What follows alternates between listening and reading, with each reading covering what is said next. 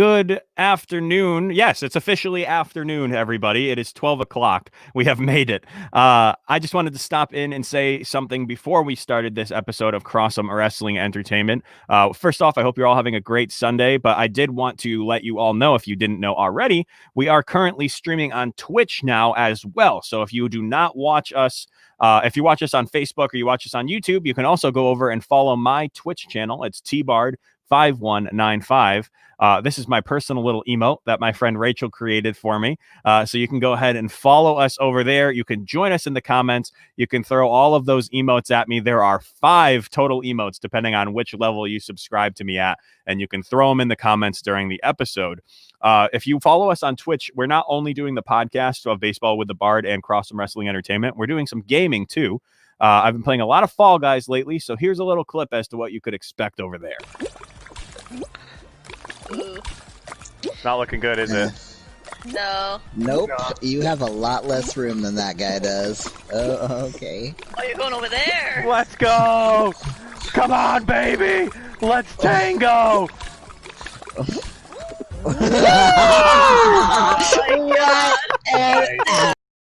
So, yeah, that happened. We like to play some Fall Guys. We like to play some Call of Duty, some baseball, some Minecraft. We're doing all of it over there. We're at 85 followers right now after just 3 weeks of being on Twitch, 15 away from 100 followers. So next Friday, if you guys are around on next Friday into Saturday, I am doing a 24-hour stream with the stretch goal of 100 followers. So hopefully I'll see some of you there in the comments. But for now, it's time to talk about all things Elite. Let's get into the podcast.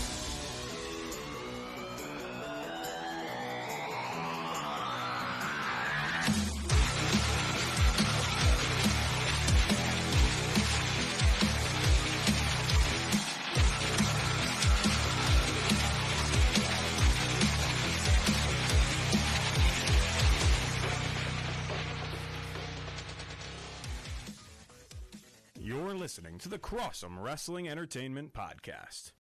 Good afternoon, everyone, and welcome to the Crossome Wrestling Entertainment Podcast. Unfortunately, Noah cannot be with us today. He had some things he had to take care of, but I am being joined by Dylan, a familiar face. Dylan, how are you today? I'm great. How are you? Good. And Dylan, as you can see in the comments down here, has put some of the hype emotes from my Twitch chat, which you too can use if you subscribe to me on Twitch. You were gifted a subscription, I believe, from Kind Internet Boy. So you can join us in Twitch. We have a lot of fun over there playing lots of games. But we have another announcement, Dylan. You're not the only person joining us today. Oh, yeah. We are being joined by the creator of Nerds of Wrestling and the What's Up Wrestler podcast. Justin, welcome aboard. How are you, my friend? What's up?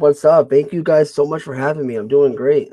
Yeah, it is good to see you, buddy. I met Justin when in college, when I was working with Dylan and his father.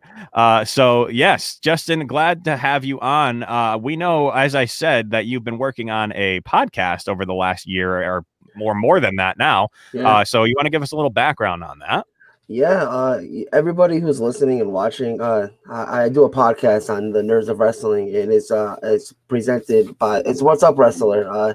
I've been doing it for about almost a year now, and it feels a lot longer than that. I started it about last February, and what I was hoping just to be an every week thing became a big thing with the pandemic we were in and the whole COVID thing. With all these wrestlers off, I was able to book 75 interviews. So yeah, I talked to a lot of people. I interviewed a lot of wrestlers. This past September in 2020, I said I'm taking a break just because I interviewed so many people. But don't you worry, Nerds of Wrestling presents What's Up Wrestler Season 2 is coming back very, very soon. I'm not going to announce any dates yet or any guests, but this season is going to be badass. So just wait and see. Everyone just go subscribe on all listening platforms, and Nerds of Wrestling. We are looking forward to watching it. Your first season was so much fun to watch. Lots of local guys who we've gotten to know through NEW, and then stars from all around the United States as well. And I am very excited to see what you have coming forward. So with that, welcome aboard. Let's get started on all things Elite, talking about the Brodie Lee celebration of life episode. We unfortunately, if some of you don't know, some of our listeners maybe on Twitch who don't watch as much wrestling, we unfortunately lost Mr. Brodie Lee last week due to a lung disease. He only was 41 years old. So this week was supposed to be this big New Year's celebration, but Tony Khan changed it around, made it a celebration of life for Mr. Brodie Lee. And we started off with the Young Bucks and Colt Cabana versus Private Party and Matt Hardy. I don't know why the banner doesn't want to go up. Gosh, come on. We got it. There it is. All right. So it's the Young Bucks and Colt Cabana versus Private Party and Matt Hardy. Cabana and Cassidy started the match, where Cabana got the better of an offensive exchange with Cassidy. Hardy ordered Mark Quinn to tag in. Cabana and the Bucks teamed up for a triple drop kick on Matt Hardy, sending him reeling to the outside. The Bucks jumped over the top rope onto the opposition, and then Colt followed up with a beautiful cabrata. Mark Quinn, God, I can never, ever say his name right the first time. Every time I say it differently. Mark Quinn, thank you, caught Matt Jackson off guard and then tagged in Cassidy, who took the boots to Matt Jackson. Quinn tagged back in and connected with a high drop kick to Matt Jackson, preventing him from getting to the corner to tag his teammates in. Cassidy backdropped Matt Jackson and covered him for a 2 count. Hardy tagged in and dropped an elbow onto Matt Jackson. Hardy would then whip Matt Jackson into the turnbuckle, and Private Party used consecutive elbows on Jackson. Hardy would then plant Matt Jackson with a side effect, which was gorgeous. And then he would go on to use the Twist of Fate for a hot tag to Cabana. Boom, boom, cleaned house with some flip, flop, and flying wrestling, and then the flying apple to Cassidy for a near fall. Cabana went for a Mr. Brodie's discus lariat, but Cassidy countered with the help of Hardy. Hardy would body slam Cabana and ordered Private Party to opposite ends of the ring. Nick Jackson would then enter and super kick Matt Hardy, followed up by Hurricane Rana to Mark Quinn. Private Party would then catch Nick Jackson in the gin and juice, which honestly, for a moment there, I thought the match might be over and we get an immediate upset to one of the Dark Order guys because it was so perfectly done, followed by a shooting star press, but Colt was able to break out of the pin just in time. Hardy tried to hand Mark Quinn a steel chair, but Quinn resisted it. Cabana hit a bionic elbow to Hardy and then dropped Cassidy with a Chicago Skyliner after an assist from the Bucks. Cabana would beat Mark Quinn with the Superman pin. The Acclaimed music would begin to play after the match, and they approached the ring. But SCU's Christopher Daniels and Frankie Kazarian knocked them into the ring, where the Bucks would super kick the Acclaimed, and Cabana hit another elbow for good measure. Oh boy, we started off super hot out of the gate with this one. And it is a theme you are all going to see reoccurring throughout the night here with these multiple tag team matches that we got to see. I absolutely loved this match. I love the Bucks. I love Colt Cabana. I love Matt Hardy, and I love Private Party. So I'm very happy to see that they got to start off this show. What did you guys think, Justin, of this first match?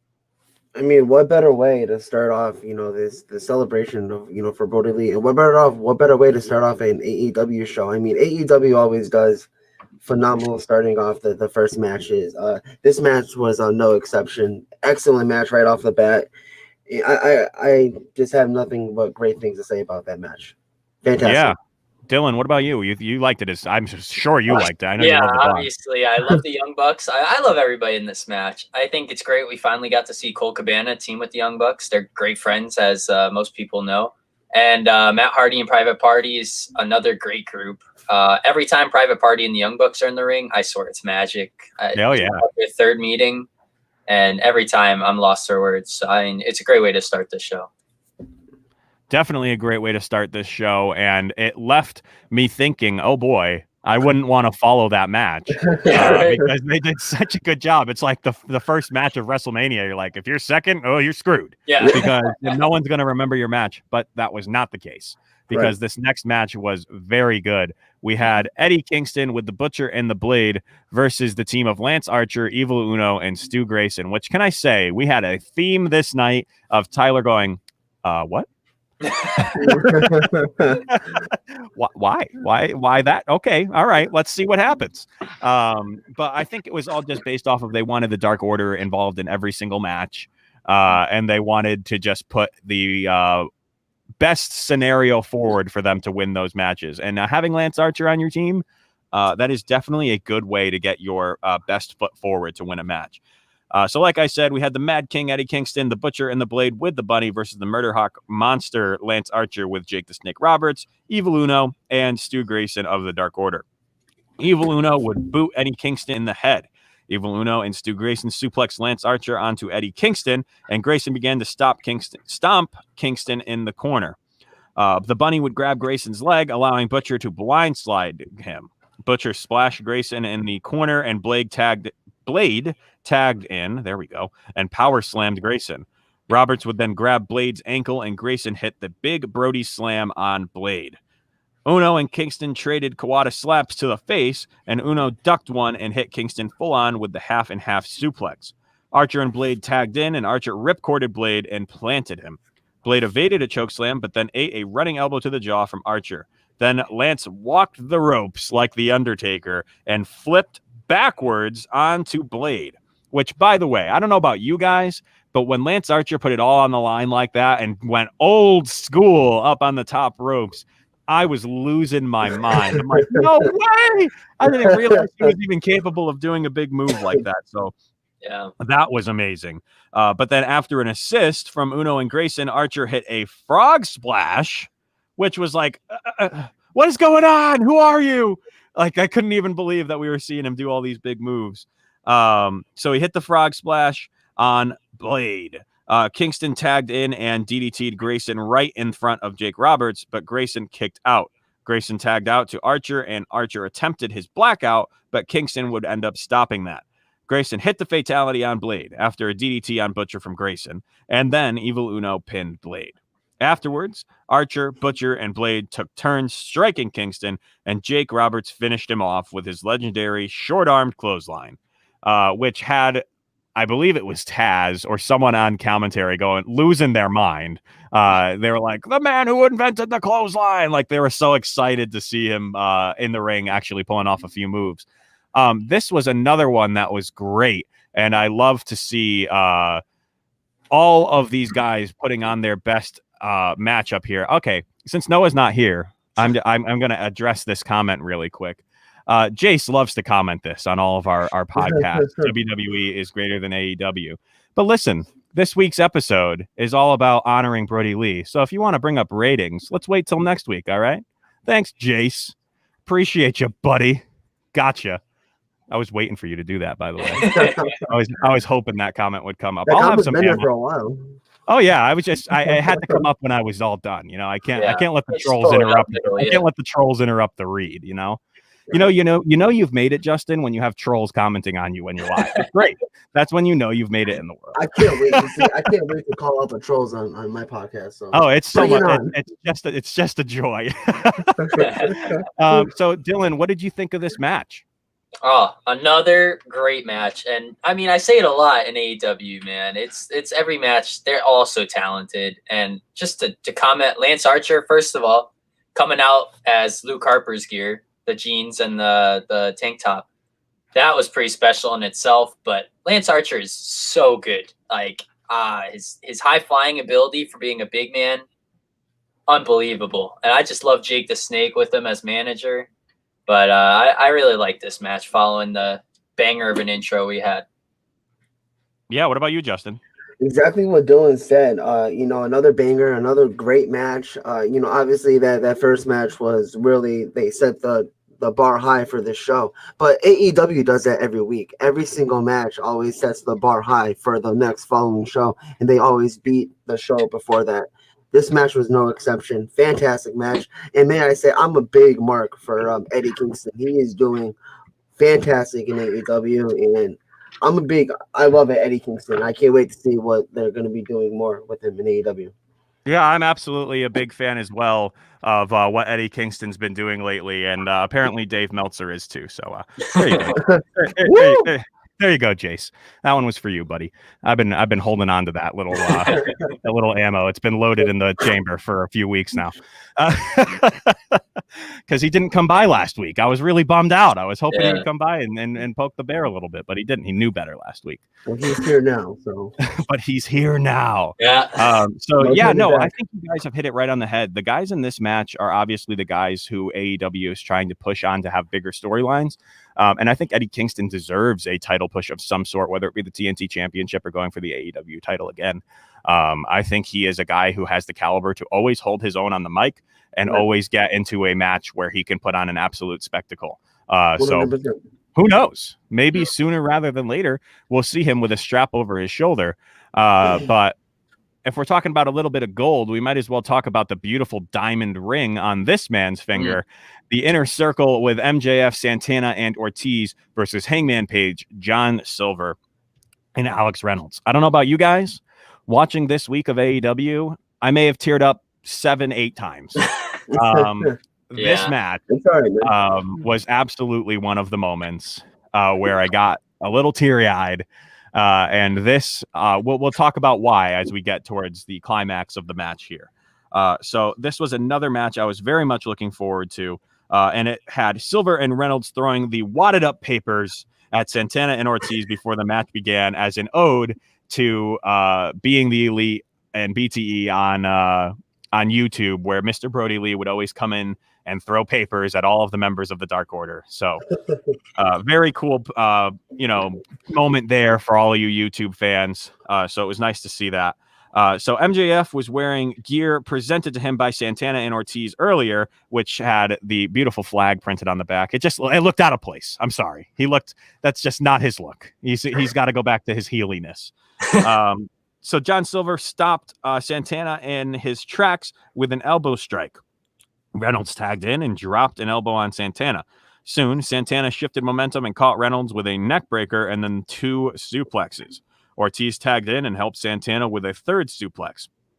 Hangman tagged in and dropped MJF with forearms and then his fall-away slam. Page eventually would get outnumbered, though, by MJF, Santana, and Ortiz, and they stopped him before he could connect with his buckshot lariat.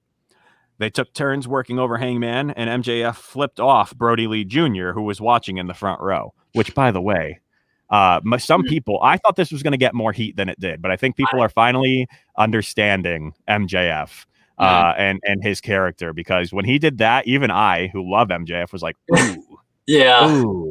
Ooh, brutal. That's a rough spot. But as we'll see, it may have come back to bite MJF in a little bit. John Silver would then tag in and took out all 3 members of the opposition like a human wrecking ball. Silver used a cannonball senton, and MJF ran in and whipped Page into the turnbuckles. Silver caught MJF with a destroyer, which, by the way, was awesome, and then a top rope suicida to Santana and on the outside. After 3 heavy shots from the inner circle, they tried to pin Silver, but Reynolds made the save. As ref Aubrey Edwards had her back turned, Wardlow ran in to chokeslam Reynolds, but that is when Eric Redbeard, formerly known as Eric from the Bludgeon Brothers over in WWE, as you all may know him as Eric Rowan, came running out to the ring for the save. He stopped Wardlow in his tracks, and Brodie Lee Jr., aka -1, used a kendo stick and whacked MJF right in the forehead. Silver used a clothesline on Ortiz and ended up pinning him. Eric Redbeard came back out to the ring and held up a sign that you can see right here that read, "Goodbye for now, my brother. See you down the road." This was one of the most emotional moments of the night by a long shot. To see Eric back in the ring, that was one of those moments where, like, even just talking about it right now, like, I have like full body chills. And it is just, it is so cool to see one of his best friends coming up through WWE come over to AEW, the better brand, to pay his respects and come by and show his face to people who are probably wondering if he was going to be a part of this celebration. And it was very nice to see him. As you can see, the emotion in his eyes, the emotion in these 2 guys' eyes, as they are hugging it out with their rest in peace Brodie Lee armbands. And you could just see it in Silver's eyes. He was sad the whole time when he was wearing his Brodie Lee gear, which obviously wasn't Brodie Lee's size, but he had his own made up. It was just all around a very emotional match. Justin, what do you think about this? Fantastic. I mean, you could not have done it better than what these guys did. Phenomenal match, phenomenal. All in all, phenomenal. I mean, words can't explain how fantastic it was, honestly. And with MJF, flipping off Brodie Lee Jr., like you said, I thought it was going to get a lot more heat too, but now people are starting to understand, like, no, that's MJF. Like, that, right? It's the character. Like, he's a dick. That's how he works. That's how he works. I don't know if you guys saw the tweet he tweeted later. He said, I don't know if I can curse on here, but he said, "F that kid." Can. He said, "Fuck that kid." I'm like, no. Shit.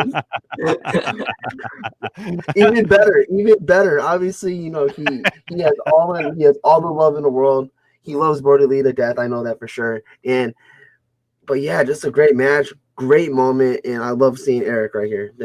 Fantastic. Yeah, Dylan, I know you were a big fan of the Wyatts back in WWE when we would watch. We always enjoyed watching this together and seeing the Wyatt family together. Seeing Eric Rowan, how was it to see him? I have not seen him since the last time he was in WWE, and I actually don't even remember the date that was. I think it was the Royal Rumble. Was it the Rumble? That would make sense. When Brock Lesnar just beat the holy hell out of him. Yeah. I was a big fan of the whole Wyatt family, really. I thought they were just different. And to see him, it's like, shout out to AEW. They knew what they had to do. They brought him in. I don't think he's sticking around. I think it was a one-off. He's not. But, I mean, like, you got to give credit to AEW here. This is his best friend right here, and they brought him out, had a special moment, and what more could you ask for? Not much. This match was damn near perfect. So it was very, very cool to see them do this. And Ovi Muniz, who is the creator of the Hard Hitting Wrestling show on Clovercrest, says very emotional when hearing about the passing of Huber. It was a great tribute and dedication for him in AEW, as we saw throughout the night. They did the I don't know if I have the picture for it. Let me see. I don't think I do, but there was they rang the bell 10 times at the top of the show. Yeah. But I try not to put too much AEW content on here because they like to get mad about that. Ovi's right. It was absolutely incredible to see how much they paid respect to him. And Frank of the Hard Hitting Wrestling show as well, saying Rowan coming out was great. Or as JR kept saying, Redbeard, he kept screaming it over and over again because Jericho kept saying Rowan. Yeah. And they even mentioned the Bludgeon Brothers. Yeah. Oh God, Jericho was like, Jericho does not give a fuck. He doesn't give a fuck. Oh yeah, he was just like, that's Rowan. Luke Harper's teammate on the Bludgeon Brothers in WWE. He did not give a shit. He just kept rambling. I mean, what are they going to do? What are they going to do? What are they going to do? Chris Jericho. I like Jericho. How every time he said Redbeard, he's like Rowan. Yeah. And he's like, no. I will not call it how I want to say it. I'm going to say it how I want to. I mean, Jericho did not care, Frank. You are right. That's how we all know him. Give a damn. But we do give a damn here about all of our other friends over in Clovercrest. So we are going to take a quick moment here to look at some of the other content you can find here on the Clovercrest Network. So we'll be right back after the break. I would just like to point out that a few weeks ago, Jace said that Mac Jones was garbage. Hurry up here for Alabama. Play action. Mac Jones wants it all. Long ball, man there. Got him. Mechie, touchdown. I'm not sold on Mac Jones. In the red zone, Alabama, with 3 minutes and change remaining in the half. Jones fires to the corner. Devontae Smith, touchdown, Alabama. Clovercrest Media Group presents a CMG podcast. Keys to the City. Keys to the city, baby. When you see us, so you know. Crossed up by Kobe, little floater to Shaq, and then Shaq goes like this, and the rest is history. Pay attention. Don't tell me what to do, devil woman. But speaking of those Lakers, but I hold on. But I didn't make I said Denver's gonna win. Yeah, you did. You said that.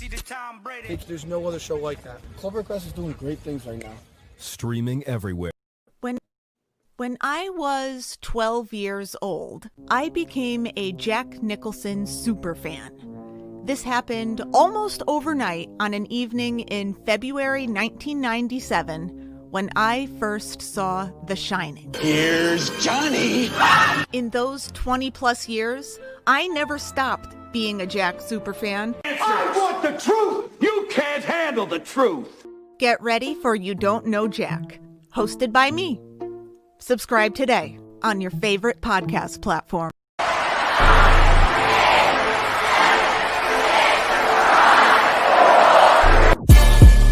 HHW Show Podcast returns January 5th with a new season, Road to the Royal Rumble. Hector, Frank, Jason, Ovi will be on the set with the latest news and takeaways. Follow us on Facebook, YouTube, Twitter, and you can listen wherever you listen to your favorite podcast app. If you're not following all of those shows yet, what are you all doing? Clovercrest is doing some big things right now, and we have 28 shows currently on the CMG network, so it is growing and growing. Especially, I would like to mention the Hard Hitting Wrestling Show. We've had 3 of the guys in here already so far. We've had Jace, who just doesn't know facts, and then we had Frank, who is the fact master, always checking our numbers, and the host himself, Ovi Muniz, are all in the chat today. So thank you guys for being here. And remember, we are also streaming over on Twitch at TBard5195. I got one more clip for you guys here. Megan, is it you? All right, get that guy out. Megan, is it me and you? It's me and you, Megan! Yes! Let's go! Let's go, Megan! Megan! We got Megan a win! So that was the game Fall Guys, and on Tuesdays, I do training with T-Bard Tuesdays on Fall Guys and train my friends how to get crowns in Fall Guys. And we got Megan her very first win last week. So it was very exciting. Megan, congratulations. She now has 2 wins, both on stream. Craziness. Now we just need to get Courtney working, and ooh. Yeah, it's not going well. It's all right. We'll get you there, Courtney. We'll get you there. Well, let's get back to all things Elite. Moving forward, we got to see Anna Jay and Tay Conti versus Dr. Britt Baker, DMD, with Rebel, not Reba, and Penelope Ford. So it was a match that I was very much looking forward to, because as I was talking to one of our other hosts who comes on here once in a while, Kyle, during the match, we agreed that these are probably 4 of the most talented women in the division. So it was very exciting to see these 4 step in the ring together. Jay would take down Baker with a headlock, where Britt eventually would roll through with a wrist lock. Jay went for the Queen Slayer finisher, but Britt telegraphed it and slipped out, tagging in Ford. Conti used judo throws on Penelope Ford for a 2 count, and Penelope Ford countered with a released German suplex and tagged Britt back into the match. Britt would use vicious knee strikes on Conti, and Rebel, not Reba. God, every time I make that joke, I lose my dang spot in here. Would hold down Conti, and then Baker jumped from the turnbuckle to the apron, delivering foot stomps to Conti's midsection. Mid-match pause right here. I love all of these women, but can someone please teach Rebel how to throw someone back in the ring? Oh my God, that was terrible. That was a terrible spot to see. It's like, this match was so good, but it takes away my perfect rating on the night, because oh boy, I'm like, what she did. I love how literally Jericho is the only one. So funny, but then again, was the only one defending. Was just like, oh, that's what she was trying to do. Yeah. Oh, okay, it makes sense. I'm like, oh Lord, stop! Somebody help her, please. Just hey, throw yourself in the ring. Just do it yourself. This hurts. So yeah, that was interesting. So delivered those foot stomps to Conti's midsection, which did recover from the bout a little bit right there. Jay would then tag in and take down Britt with a clothesline and then a flipping neck breaker. She has learned a lot from Mr. Brodie Lee, is what Chris Jericho would say on commentary, which you could obviously see the emotion in her eyes as well, coming from a star who was decently known in the indies, but came to AEW and is now one of the leading women in the roster. So I think Jericho hit it right on the head there. Anna Jay blasted Baker with the dangerous J kick, and Baker came back with a fisherman's neck breaker.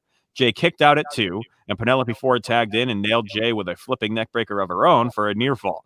Penelope Ford flipped backwards, but Anna Jay caught her with the Queen Slayer, forcing Ford to submit. Anna Jay went out there and won a big one for Mr. Brodie Lee, who taught her so much, said Chris Jericho again. But then Tony Schiavone would enter, or Tony Schiavone,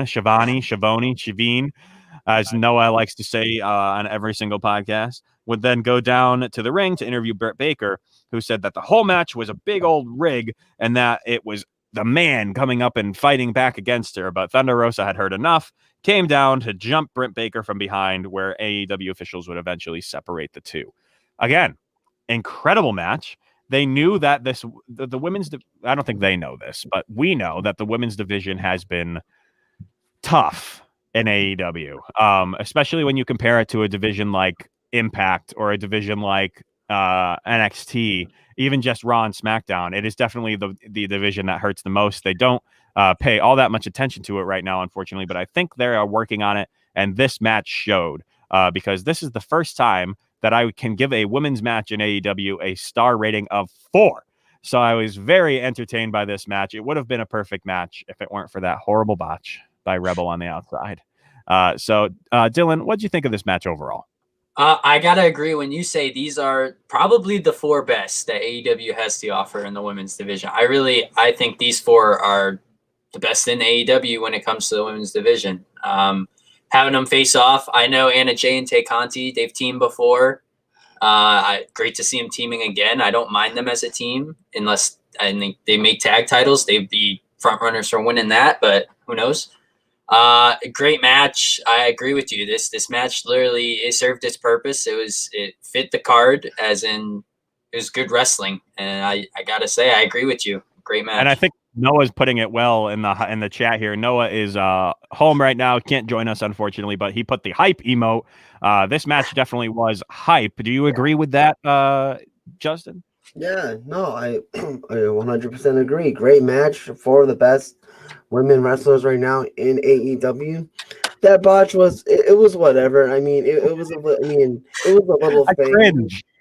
I mean, if we're gonna really take away that one thing from this match, then I don't know. I mean, I love the match, but that little botch it's whatever. I mean, mistakes happen, shit happens. You know, like just move on from it and keep going. A lot of botches happen. Oh no, someone stop it. Oh god. a lot of botches happen in a lot of matches, and they end up turning it around and turning it into a 4 or 5 star match. I give this match 4.5 stars. I enjoyed it. That one little botch, whatever, you know, it was whatever. It just hurt me. It hurt me. I was literally like curling up and wishing I had a shell so I could be like, no, tell me when it's over. I did not know how to do that. Yeah, no, it was. I just think she didn't know exactly what she wanted to do. At least Jericho knew what she was trying to do. Jericho knew what she was doing before she could do it. I mean, if Jericho knows what you're trying to do, then you're good. Yeah, you're okay. You're good. Right, yeah. I guess he understood. So all right, 4.5 is fine. I'll up mine to 4.5. We'll allow it. But the match we were all looking forward to the most, this 6-man tag match between these stars you see on here, the Brodie Jr. Lee Dream Match, Cody Rhodes, Orange Cassidy, and the Dark Order's 10 versus Team Taz. Now, initially, I don't know about you guys, but when I saw this match, I was like, huh? Why? But then they explained it and said these were the guys who Brodie's son, Brodie Lee Jr., was a big fan of: Cody, Orange Cassidy, and 10. So he got to book this last match, and the guys he put him up against, great choice. Team Taz has been on an absolute roll lately. I know people like to hate on Taz. People have been hating on Taz for as long as he has been a wrestler. But Taz is killing it in AEW right now. His mic skills are great. His son Hook looks phenomenal. Looks like he is ready to step in the ring and wrestle, thanks to Cody Rhodes, by the way. So we will see if Hook maybe played a role in this match later on as we get through it. But let's get started as the American Nightmare Cody Rhodes with the Enforcer Arn Anderson, freshly squeezed Orange Cassidy with Chuck Taylor and Trent, and Dark Order's 10 versus Team Taz's The Machine Brian Cage, Absolute Ricky Starks, and Powerhouse Hobbs with Taz and Hook made their ways down to the ring. Cody would run into Powerhouse Hobbs, but Hobbs did not budge. Starks tagged in, and he and Cody traded chops in the corner. Starks hit Cody with a jumping shoulder tackle and took him down. He posed, and Cody seized the moment, grabbing Starks and then tagging in number 10. This moment for me was very cool because apparently Brodie Lee Jr.'s favorite wrestler is 10. So 10 hasn't done much on the AEW roster, so that's why I was a little bit confused as to why he was in this match. But it just made it that much cooler that someone that Brodie Lee Jr. looks up to so much is now getting this big moment and probably his first main event on AEW Dynamite. So that was very cool. So we said, and then, so Starks was bounced off the top rope and then suplexed by 10 after that. Hobbs would tag in, and then Orange Cassidy tagged in, slowly rolling into the ring. Hobbs wanted a test of strength, but Orange Cassidy reached his hands up like he was going to go for the test of strength and then put him right into his pockets. He was still wearing those aviator sunglasses at this moment, by the way, so the trademark had been completed. Hobbs had enough and pushed him hard to the mat with a concrete-like shoulder block. Hobbs then picked up Cassidy, spun him around, and power slammed him. Hobbs dropped Cassidy after a standing vertical suplex and then tagged in Brian Cage, who also used a delayed vertical suplex. Could this potentially have been the start of I'm going to stop mid-match and ask you guys a question here.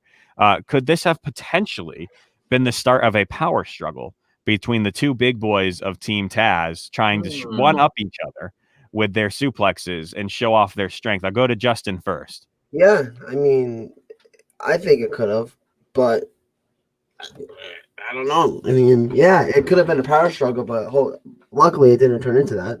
Yeah, I don't think it's going to happen yet, but I think this is the start of a potential rivalry within Team Taz. Dylan, what are you thinking about that?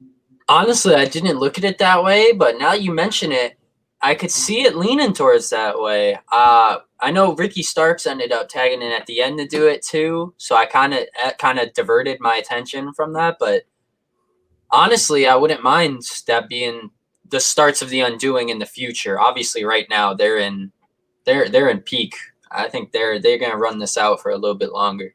Yeah, you hit it right on the head there because Ricky Starks would then try for his own delayed vertical suplex.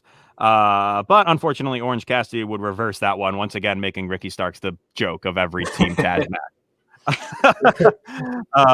So then he would go on to tag in Cody. Cody removed his weight belt and tossed it out to the crowd.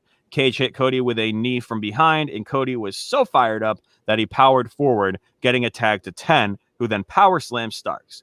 10 nailed Starks with the Brodie Bomb, and Starks retaliated with a big spear that nearly cut 10 in half, as JR likes to coin it. That nearly cut him in half.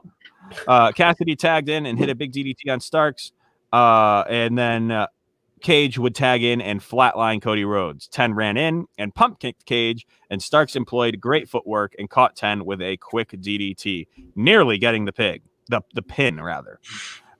Taz, frustrated, grabbed a steel chair, but Arn Anderson met him at the top of the ramp with a steel chair of his own.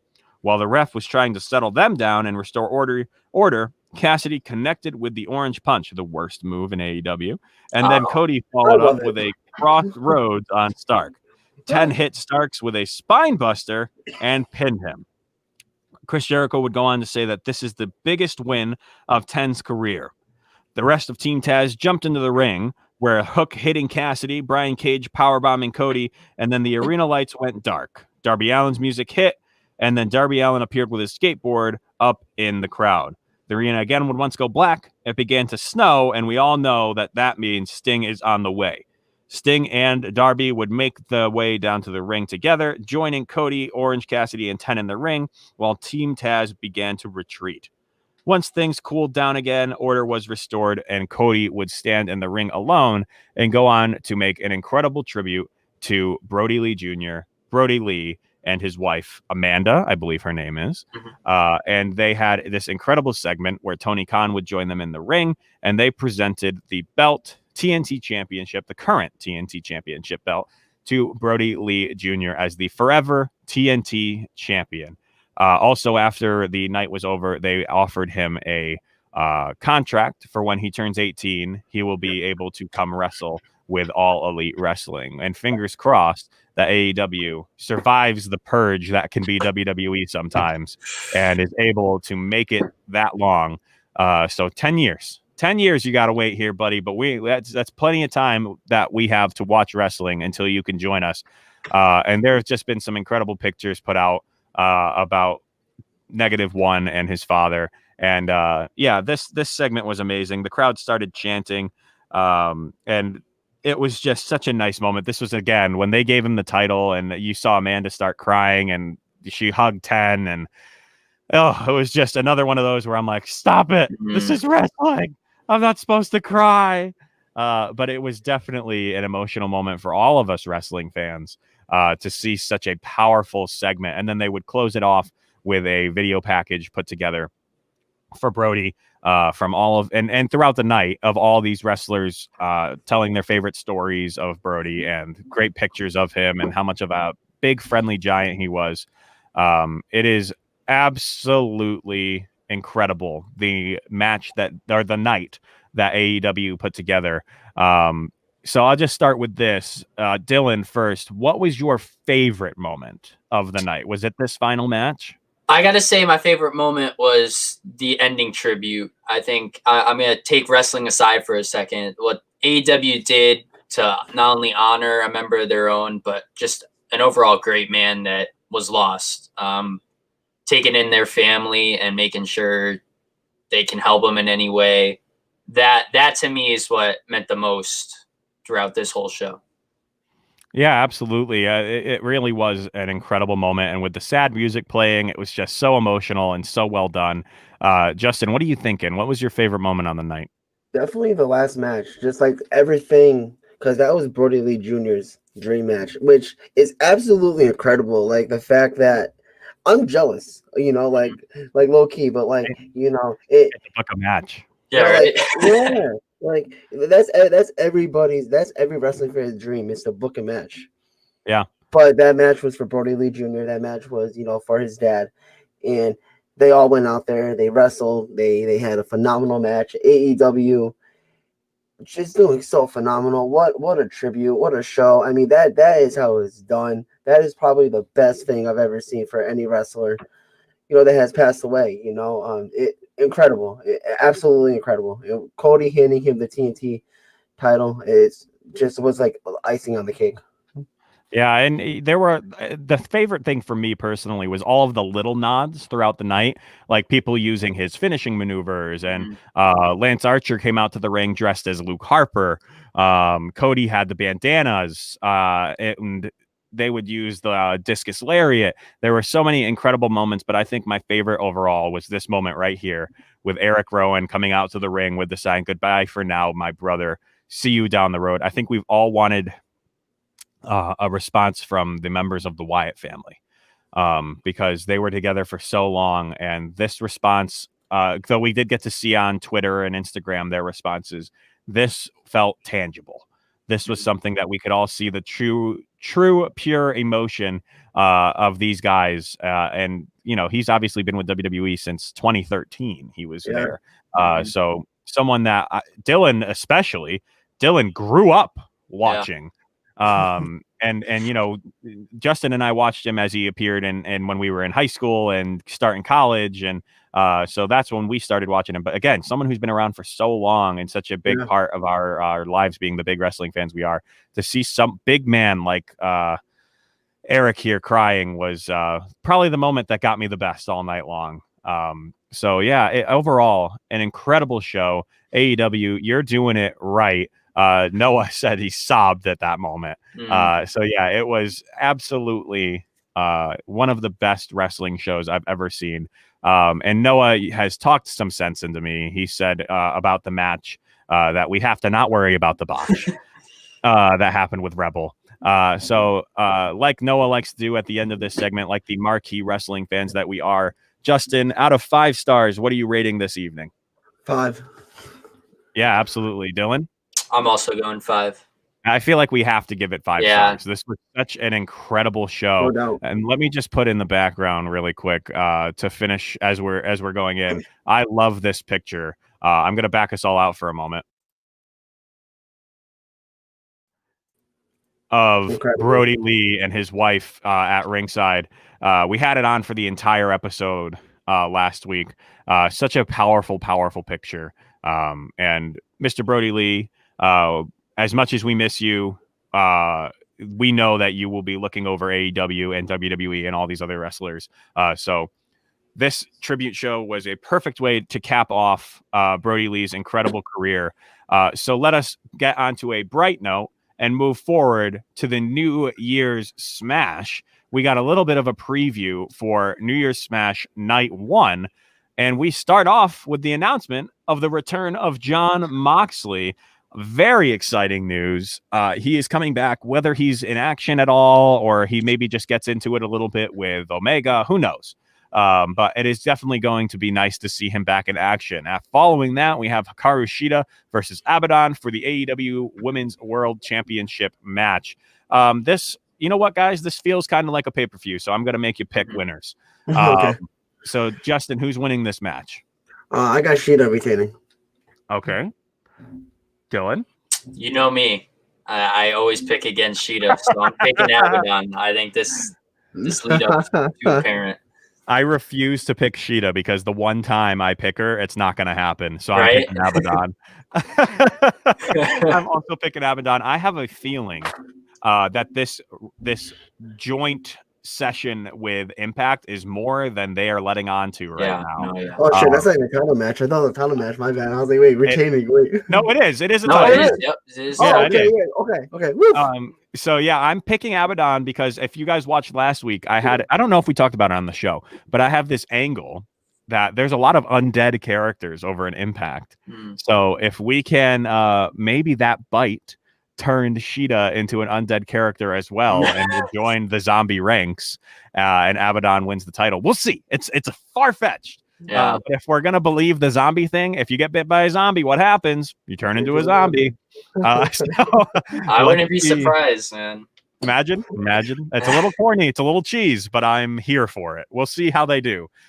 We also have this match right here. It's the Bucks in SCU versus the Claimed and Hybrid 2. Dr. Seuss made that match. Perfectly rhymes. This is, again, look at just, there's something that AEW always does right, and it's tag team wrestling. Yes. And this is going to be so amazing. Noah, oh, by the way, Noah's taking Shida. Noah always takes Shida. Yeah. And he rated the night 5.5 stars. Yeah, this match going into it. Oh man, oh boy. I think I'll go first. I am going to take Team Heel. I'm going to take the Acclaimed and the Hybrid 2, getting a pin on someone from SCU. Justin? I got the Acclaimed and Hybrid 2 going over as well, but I got someone from the Acclaimed pinning one of the Bucks. Oh boy. It could happen. It could happen. Oh boy, Dylan. Dylan's not going to like that. Get ready for this. I'm picking the Young Bucks in SCU because the Young Bucks they have not lost since they've won the titles, and I don't think they're going to lose anytime soon. Yeah, when Noah gets his pick, if he sends one into us, we will put that up on the screen as well. But moving to the next match, this is going to be a fun one. We've got Cody Rhodes and Matt Sydal, which was announced, I think, on Twitter, because I think this was supposed to take place night 2, but they moved it to night 1. I mean, come on. Stop it. There's no way. This is obviously going to be Cody Rhodes. And if Matt Sydal wins, dear Lord, that's a push. Listen, hear me out. All right. Cody Rhodes, he's setting up for the finish, right? And then somebody comes in, they swoop in, they distract him. Matt Sydal wins. Give it to him. Yeah, give Matt Sydal that win. You got to give Matt Sydal the win, man. I love it. He doesn't need it. He doesn't need it. I mean, somebody's going to swoop in. They're going to swoop in. I'm looking for any sense of reason, and I can't find it. Come on. I love Matt Sydal. I swear to so do I, but the man botched his very first entrance into AEW. There was lotion on the. Come on. Oh, lotion on yeah. the ropes. Oh, yeah. Okay. Anyways, moving on. We have Justin. Are you also saying that Sydal's going to win? I guess Sydal winning. Yeah. Hey! You guys are nuts. This is insane. Noah's taking the Bucks, by the way. And he says that the stipulation for the match for Cody versus Matt Sydal needs to be no moonsaults allowed. So that way we don't have any mistakes, and he doesn't look like an absolute fool. He's great. But yes, we do have this match I alluded to. Wardlow. Oh boy, look at that resolution. That's pretty. Yeah. We've got Wardlow and Jake Hager taking each other on the grudge match of these guys. This is definitely going to be fun. But I swear to God, if Jake Hager wins this match, I'm going to be pissed. Really? Wardlow better win this match. Yeah. You Jake agree? Hager doesn't need it. I agree. Jake Hager doesn't need it. Give Wardlow the one.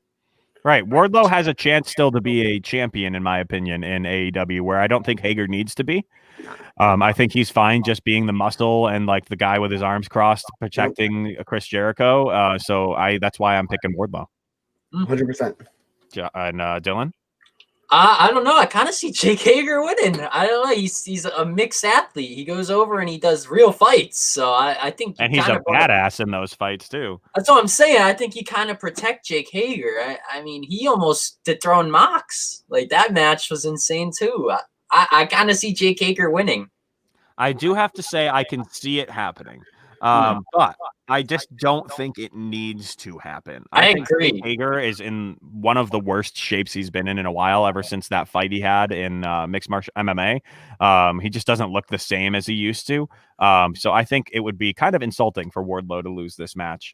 But we'll see. We'll see. They like some shenanigans. Surprise me. There's they gonna like be to something surprise going me. on. And then of course, guys, something. how could we forget? We have the best guest of all time from the Go Big Show. The Snoop D-O-double-G is going to be joining us with Chris Jericho on commentary. So very excited to see what he does. If you guys watched the last boxing pay-per-view, he was on commentary the whole time, and he was hilarious. So I'm very much looking forward to seeing that. But I think what we're all looking forward to most next week is Kenny Omega versus Rey Fenix for the AEW World Championship match. God. Dear Lord, whenever these two step into the ring with each other, and I know a lot of people who are just more of a casual wrestling fan may not have seen it as much as we have, these two in the ring together are some of the greatest performers of all time. So absolutely looking forward to this match, but there is a 0.0% chance that Rey Fenix walks away with that title. Kenny Omega retains. No, I agree. Kenny Omega retains. And what you were saying, casual wrestling, I see these two wrestle in New York in person at Northeast Wrestling. Oh my God. Dylan, you were there. Yeah, man, you went. Yeah, amazing.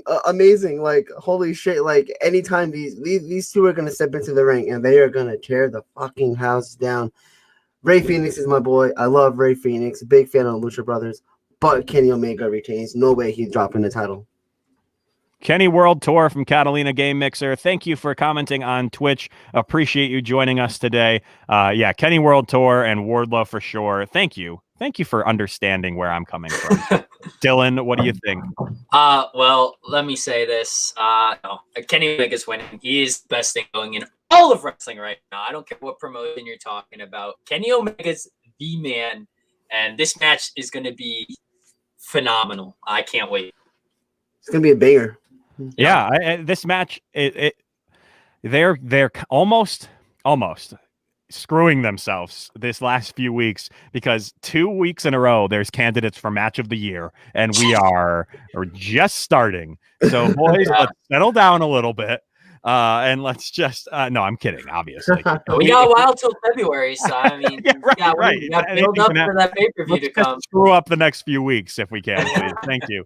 But yeah, I think just to finish off, by the way, I want to say this really quick. Happy birthday to the JR. Thank you so much for your barbecue sauce. It's the only thing you've ever contributed to wrestling. No, I'm kidding. One of the greatest. Look, he got scared. You see that? He was like, careful.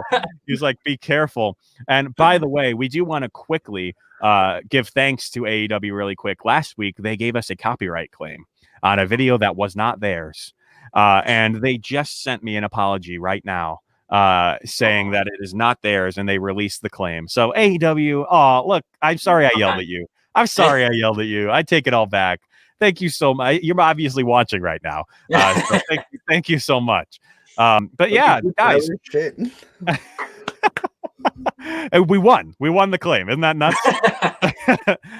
So yeah, again, incredible episode. We're looking forward to an incredible episode.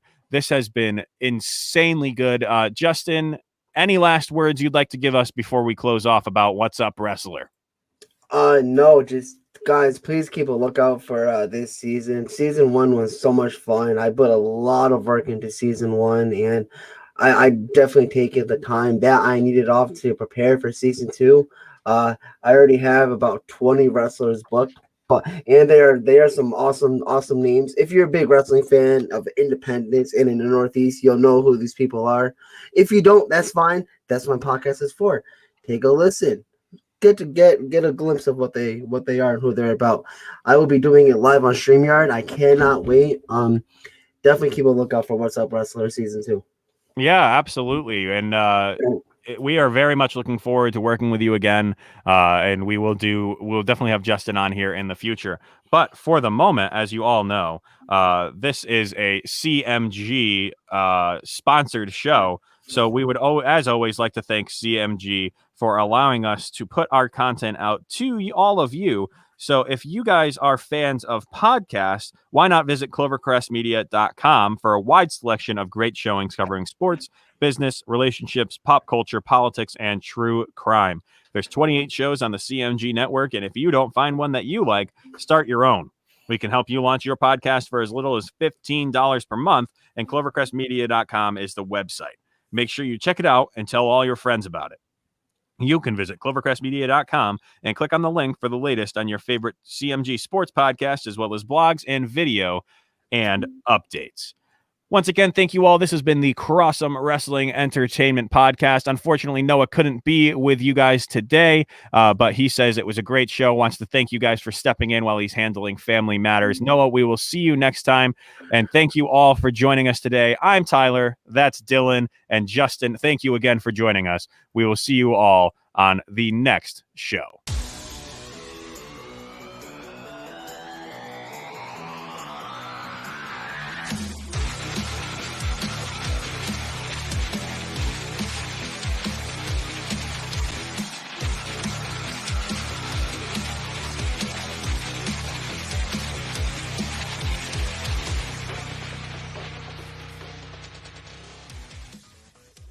You're listening to the Crossome Wrestling Entertainment Podcast.